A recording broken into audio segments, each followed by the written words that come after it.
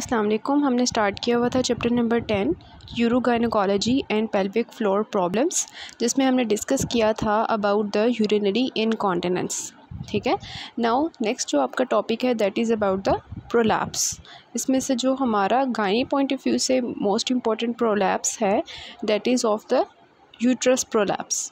ठीक है, लेकिन बाकियों को भी हम साथ साथ देखेंगे बिकॉज पेल्विक ऑर्गन्स हैं और आपको पता है कि यूट्रस होता है, उसके सामने ब्लैडर होता है, पीछे रेक्टम होता है और इनको सपोर्ट किया होता है कुछ मसल्स ने, कुछ फेशिया ने, कुछ लिगामेंट्स ने। ठीक है, तो अब हमने देखना है कि ये किस तरह से प्रोलैप्स करते हैं।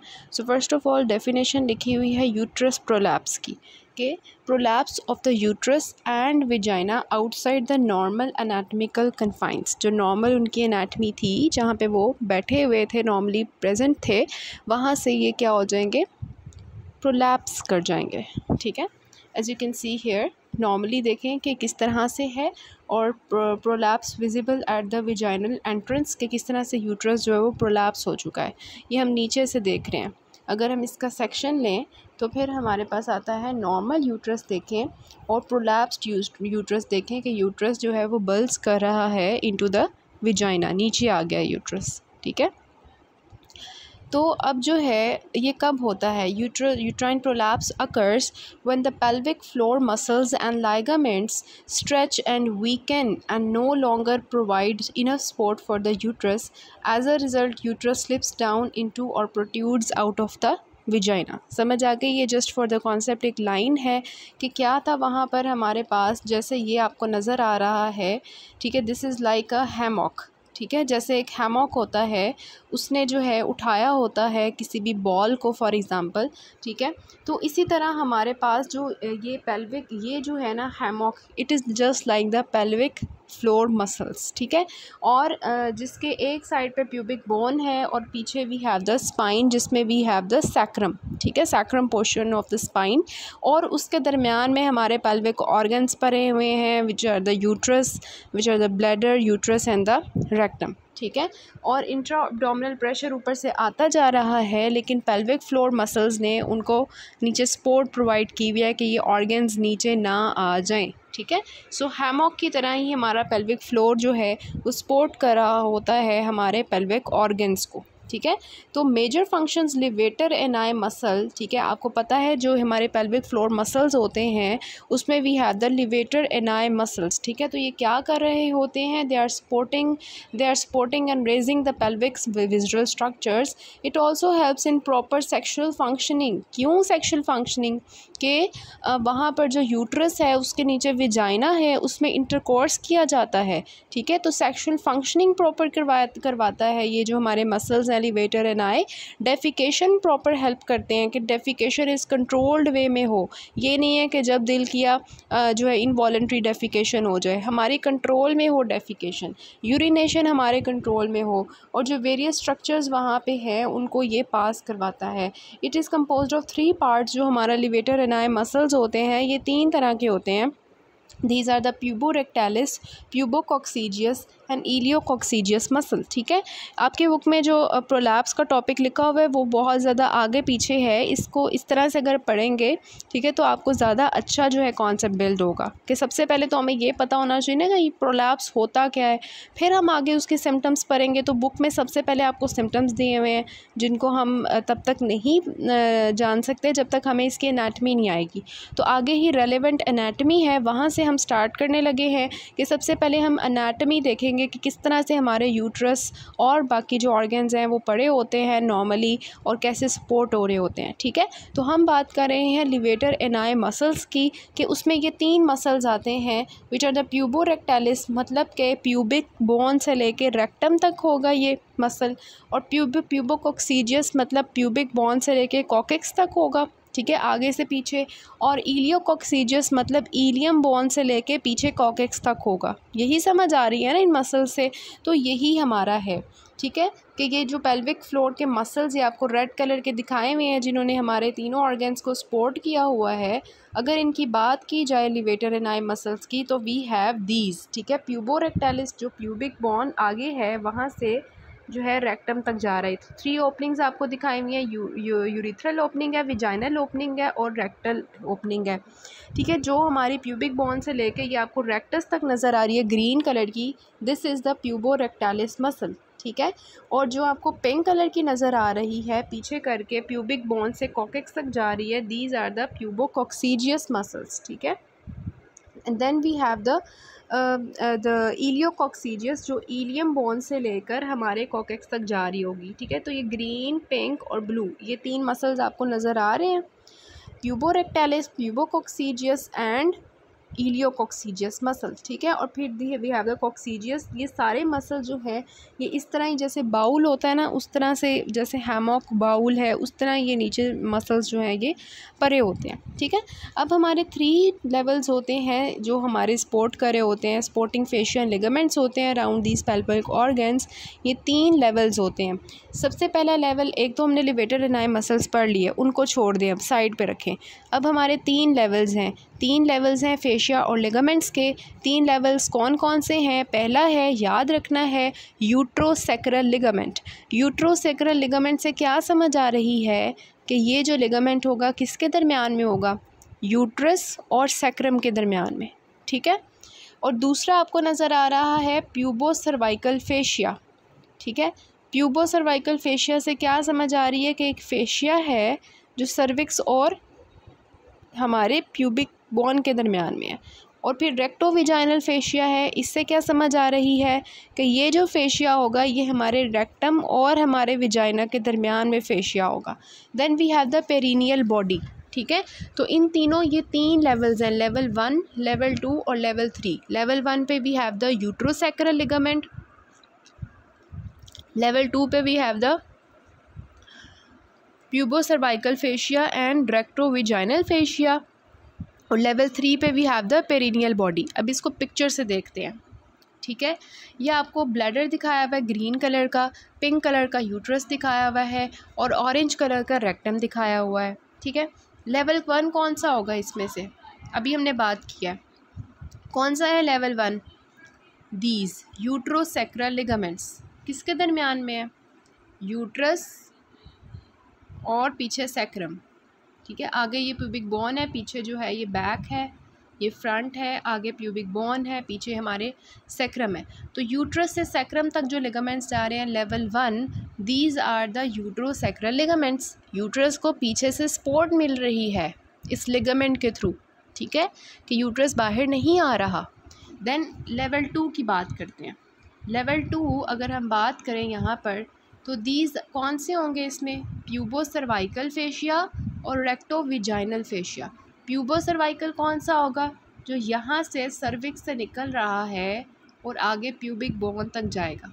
ठीक है, this is a pubocervical fascia. और रेक्टोविजाइनल कौन सा है? जो रेक्टम और विजाइना के दरमियान में है। मीन्स यूट्रस को पीछे से, ऊपर से पीछे से भी सपोर्ट मिल रही है, दरमियान से भी सपोर्ट मिल रही है, रेक्टम के साथ आगे। ठीक है, then we have third one which is the perineal body. ठीक है, पेरिनियल बॉडी कौन सी नज़र आ रही है? ये वाली, ये पेरिनियल बॉडी होती है। ठीक है, अब आपकी बुक में इन्होंने बताया हुआ है कि लेवल 1 जिसमें वी हैव द यूट्रो, ये लेवल 1 हो गया, ये लेवल 2 हो गया ग्रीन के साथ, और ये ऑरेंज के साथ लेवल 3 हो गया। समझ आ रही है ये स्पोर्ट्स की?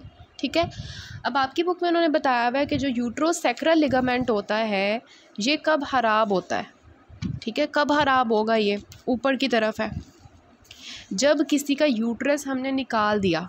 ठीक है, जब सोचें कि किसी की हिस्टेरेक्टमी होती है, बहुत सी ऐसे डिजीज़ होती हैं जिसमें आपको पता है हमें हिस्टेरेक्टमी करनी पड़ती है। ठीक है, आप गायनोकोलॉजी में बहुत सी डिजीज़ आपने पढ़ी होंगी, अल्टीमेटली हम हिस्टेरेक्टमी कर देते हैं। ठीक है, लाइक प्री मेंस्ट्रुअल सिंड्रोम मैंने आपको पढ़ाया था, उसमें हम हिस्टेरेक्टमी कर देते हैं। बहुत से ऐसे प्रोसीजर्स हैं, जिस पेशेंट की भी हिस्टेरेक्टमी हुई होगी, ठीक है, उनके अंदर क्या होगा? उनका देखें यूट्रस रिमूव कर दिया, मतलब हमने यूट्रस उसका रिमूव कर दिया, तो साथ में ये जो यूट्रोसैक्रल लिगामेंट होंगे ये क्या हो जाएंगे? ठीक है, ये जो है अब ये जो है इनको हमने किसी तरह जो है वो करना होता है सेट। ठीक है, तो हम क्या करते हैं कि जब यूट्रस को रिमूव करते हैं, ठीक है, जब यूट्रस को रिमूव करते हैं, ये ऊपर से हमने यूट्रस निकाल दिया है, ठीक है। लेकिन सर्विक्स, ये जो सर्विक्स का नीचे वाला पार्ट और विजाइना है ये तो उधर ही है ना, सिर्फ ऊपर से यूट्रस निकली है, सारी की सारी यूट्रस तो नहीं निकाली हमने, ठीक है। तो ये वाला पोर्शन सेक्सुअल इंटरकोर्स के लिए अभी भी वहाँ पर ही है, बाकी हमने ऊपर से निकाल दिया, ठीक है। तो ये जो ऊपर रह जाता है ये पोर्शन, इसको हम कहते हैं विजाइनल वॉल्ट। बस इतना सा यूट्रस रह गया, ऊपर से ख़त्म हो गया, ठीक है।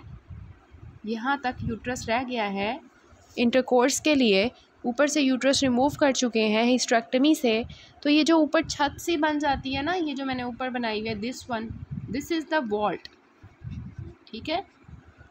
तो क्या है कि हिस्टेरेक्टमी में हम क्या करते हैं कि जो विजाइनल वॉल्ट होता है जो रह जाता है आफ्टर हिस्टेरेक्टमी, इनके साथ हम यूट्रोसैक्रल लिगामेंट्स को रीअटैच कर देते हैं, ठीक है। अब ये जो यूट्रोसैक्रल लिगामेंट होगा ये इसके साथ अटैच हो जाएगा और ये कुछ एनाटमी इस तरह से हो जाएगी, ठीक है।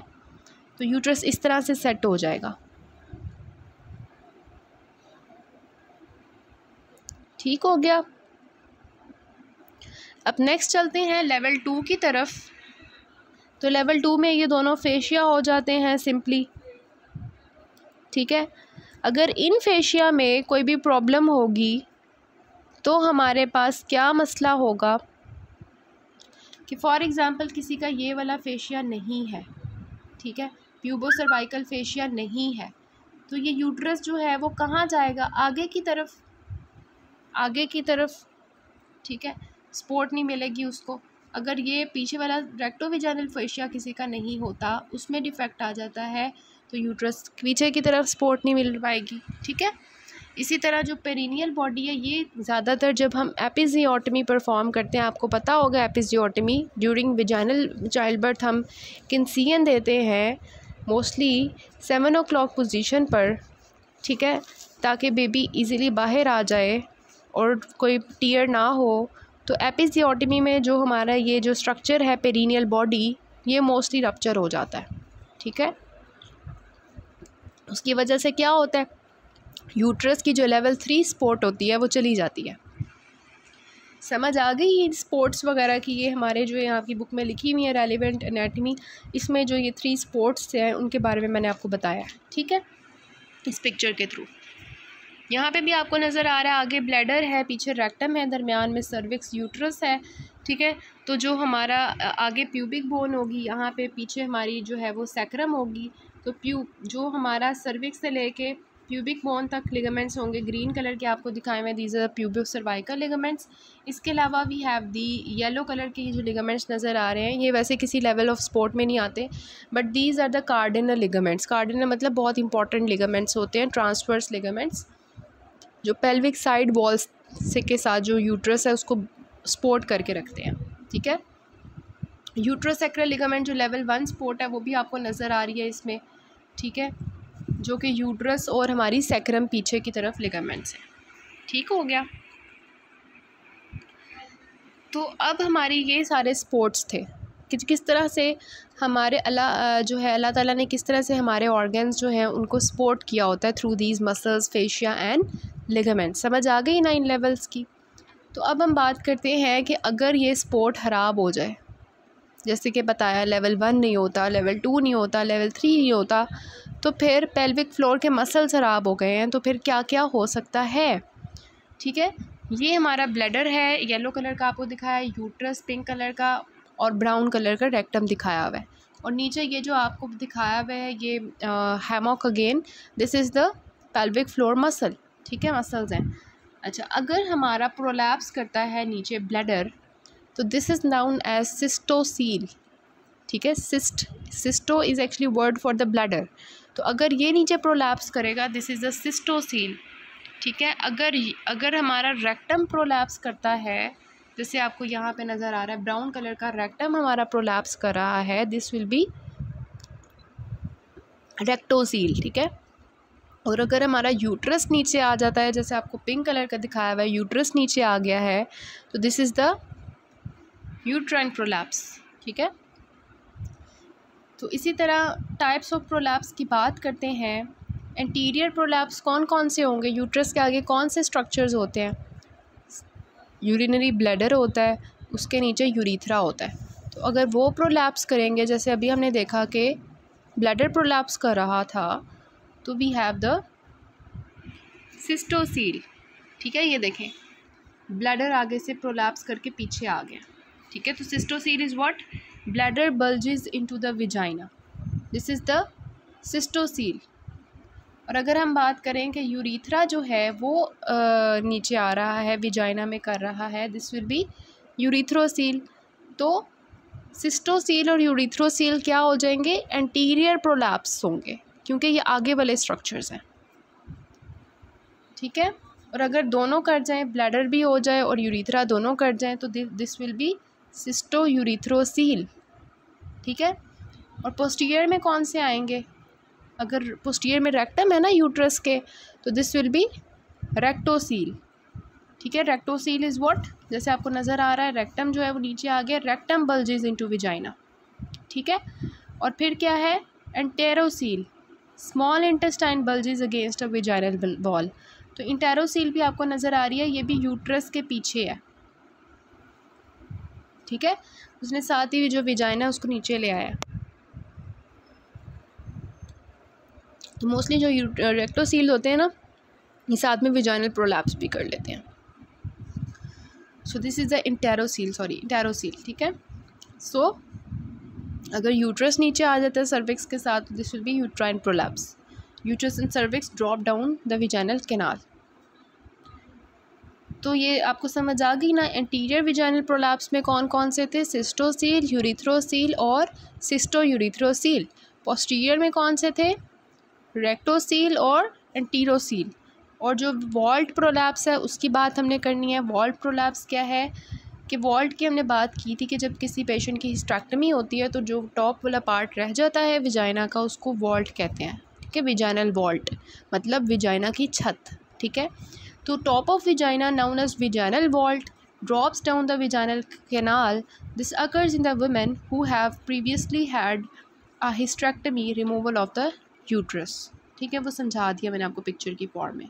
और अगर उसका प्रोलैप्स हो जाए, मतलब ये देखें कि विजाइना था, उसका अपर पार्ट जो है वो प्रोलैप्स कर गया, नीचे की तरफ आ गया, so this will be the vault prolapse. समझ आ गई इनकी टाइप्स की, एंटीरियर, पोस्टीरियर और यूट्राई जो है वॉल्ट प्रोलैप्स की। ठीक है, अब हमने स्टेजेस ऑफ प्रोलैप्स करनी है। तो बहुत ही इजी स्टेजेस हैं। देखें, सबसे पहले स्टेज 1 होगी जिसमें वो हाइमन तक नहीं पहुंचेगा यूट्रस। स्टेज 2 होगी जिसमें वो हाइमन तक पहुंच जाएगा। स्टेज 3 होगी कि वो नीचे तो आया हुआ है लेकिन हाइमन से भी बाहर आ गया। और स्टेज 4 होगी जिसमें वो विजाइना के साथ ही प्रोलैप्स करता है, यूट्रो विजाइनल प्रोलैप्स हो जाता है। इसको पिक्चर्स की फॉर्म में अगर हम समझें तो हमें ये समझ आएगा कि जैसे हमने कहा कि this was a normal uterus है, उसके नीचे जो है वो सर्विक्स है, वजाइना है। ठीक है, अगर हमारा प्रोलैप्स तो हुआ है, फर्स्ट डिग्री कौन सा होगा? अगर प्रोलैप्स तो हुआ है, ये हमारा हाइमन है। ठीक है, ये हाइमन है, ये जो इन्होंने बाउंड्री लाइन क्रिएट की हुई है, दिस इज़ द हाइमन। ठीक है, ये जो बाउंड्री बनाई हुई है ना, दिस इज़ द हाइमन। ठीक है, तो अगर हमारा जो है वो प्रोलैप्स होता है, ओहो, अगर हमारा प्रोलैप्स होता है और वो हमारा जो है हाइमन तक नहीं पहुंचता। ठीक है, ये ब्लू से मैं करती हूँ मार्क, हाइमन से ऊपर है, डिस्टेंस है अभी, this will B first degree. अगर वो हाइमन तक पहुंच जाता है, जैसे यहाँ पे पहुंच गया है हाइमन पे, this will B second degree prolapse. और अगर वो हाइमन से नीचे आ गया है, दिस इज़ थर्ड डिग्री। और अगर यूट्रस और विजाइना सारा बाहर आ गया है, this is the last degree, fourth degree, stage 4 which is known as procidentia. ठीक है, फोर्थ स्टेज जो होती है इसको हम प्रोसीडेंशिया कहते हैं, जिसमें यूट्रो विजाइनल प्रोलैप्स हो जाता है। ठीक है, यूट्रो विजाइनल प्रोलैप्स हो जाता है। सो स्टेजेस की समझ आ गई। हाइमन है, हाइमन से ऊपर है, फिर हाइमन पे है, फिर हाइमन से नीचे है, और फिर सारा का सारा बाहर। ठीक है, तो ये आपकी स्टेजेस लिखी हुई हैं कहाँ पर? क्लिनिकल असेसमेंट जो है प्रोलैप्स की, वहाँ पर जाके इन्होंने लिखी हुई हैं। बहुत ही गलत इनकी जो है ना वो सारी है, मतलब अजीब किस्म की इनकी जो है ना वो है अरेंजमेंट सारी चैप्टर की, आगे पीछे किया हुआ है। अब ये डिग्रीज़ भी हमने पढ़ ली है। अब हम कॉजेज़ ऑफ प्रोलैप्स करते हैं। कॉजेज़ जो प्रोलैप्स की हैं ये भी आपकी बुक में लिखी हुई हैं, लेकिन इन्होंने symptoms from the pelvic organ prolapse में ना लास्ट जो पैराग्राफ है रिस्क फैक्टर्स वहाँ पे लिखा हुआ है, ठीक है। तो इसके जो रिस्क फैक्टर्स होते हैं ना ये सेम वही होते हैं तकरीबन जो स्ट्रेस इनकॉन्टिनेंस के हमने पढ़े थे जब हमने यूरिनरी इनकॉन्टिनेंस का चैप्टर पढ़ा था, ठीक है। तो हम इसके कॉजेज़ जो हैं वो नेक्स्ट पार्ट से करते हैं।